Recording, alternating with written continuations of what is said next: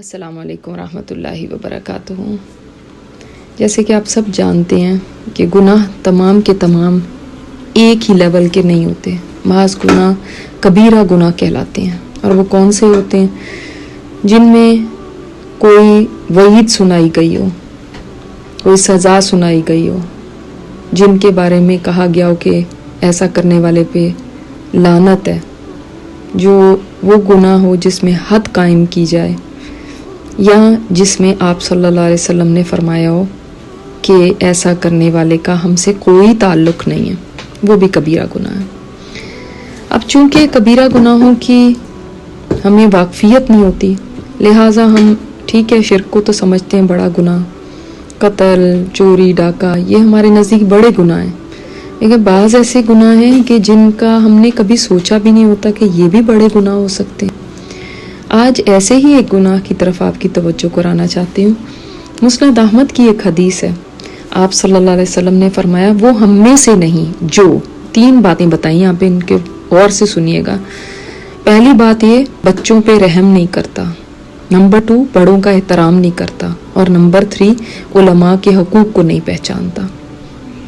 آج آپ دیکھیں بعض دفعہ ہم اپنے ہی بچوں پر رحم نہیں کرتے، جب مائیں غصے میں آ جاتی ہیں یا ان کو کوئی سٹریس ہوتا ہے تو ساری شامت بچوں کی آتی ہے، اور ہم یہ نہیں سوچتے کہ یہ بھی اللہ کی مخلوق ہے، اور اللہ تعالیٰ نے ہمیں ان کے اوپر فری ہینڈ نہیں دیا ہوا کہ ہم جو مرضی چاہے سلوک کریں، ہمیں کون پوچھنے والا ہے، چونکہ یہ ہمارے بچے ہیں، اس لیے چاہے ناجائز ہی ان کی خوب پٹائی کی جائے، چاہے تھپڑ مارے جائیں، چاہے ان کو کمرے میں بند کیا جائے، چاہے کوئی ایسا کام کیا جائے، ہمیں کون پوچھ سکتا ہے اور کون ہمیں دیکھ رہا ہے؟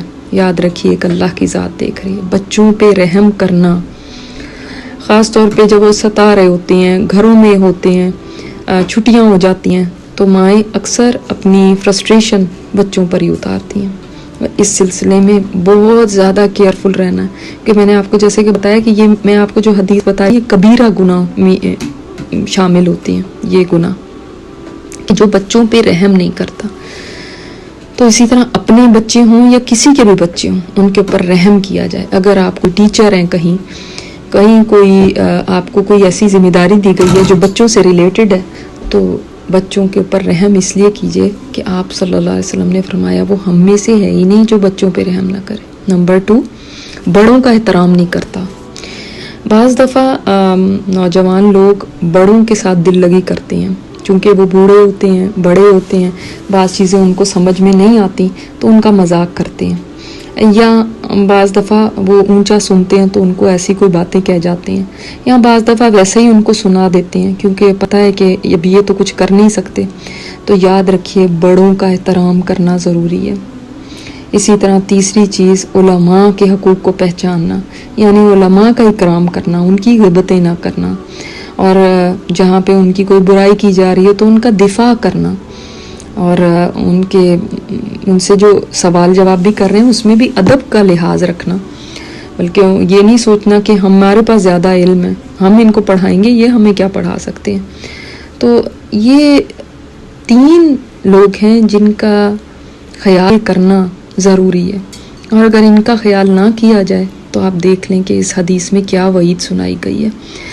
اب اس کے بعد ہمارے اوپر ذمہ داری ہے کہ ہم اپنے سے چھوٹوں کے ساتھ رحم کا معاملہ کریں اور اپنے سے بڑوں کی عزت کرنا جانیں، چونکہ آج کل ایسا دور ہے کہ کسی کی بھی عزت نہیں کی جاتی، چاہے بڑے ہوں، استاد ہوں، علماء ہوں، کوئی بھی بزرگ ہوں، کوئی بھی ہم میں سے بڑا ہو، یعنی بہن بھائیوں میں بھی ایون ایک دوسرے سے بڑوں کو کچھ سمجھا نہیں جاتا کہ بڑے ہوئے تو کیا ہوا۔ اگر وہ کم تعلیم یافتہ بھی ہیں یا وہ اتنے قابل نہیں بھی ہیں، لیکن عمر میں بڑا ہونا یہ تقاضا کرتا ہے کہ ہم ان کا احترام کریں، ان کو باتیں نہ سنائیں، ان کی عزت دیں۔ تو یہ ہمارا دین ہمیں سکھاتا ہے۔ آپ دیکھ لیں کہ ہمارے دین نے ہمیں وہ مینر سکھائی ہیں جو آج ویسٹ نہیں سکھا سکتا، ٹھیک ہے؟ تو آپ صلی اللہ علیہ وسلم نے 1400 سال پہلے ہمیں وہ باتیں بتا دیں جو آپ کو ایک مہذب انسان بناتی ہیں۔ اللہ تعالیٰ ہم سب کو ادب کرنے والا، اچھے اخلاق والا بنا دے. السلام علیکم ورحمۃ اللہ وبرکاتہ. اسپیکر استاذہ نجیحہ ہاشمی ہے. ان کی مزید آڈیو سننے کے لیے لاگ ان کریں الرحمہ.org پر ARRAHMA.org.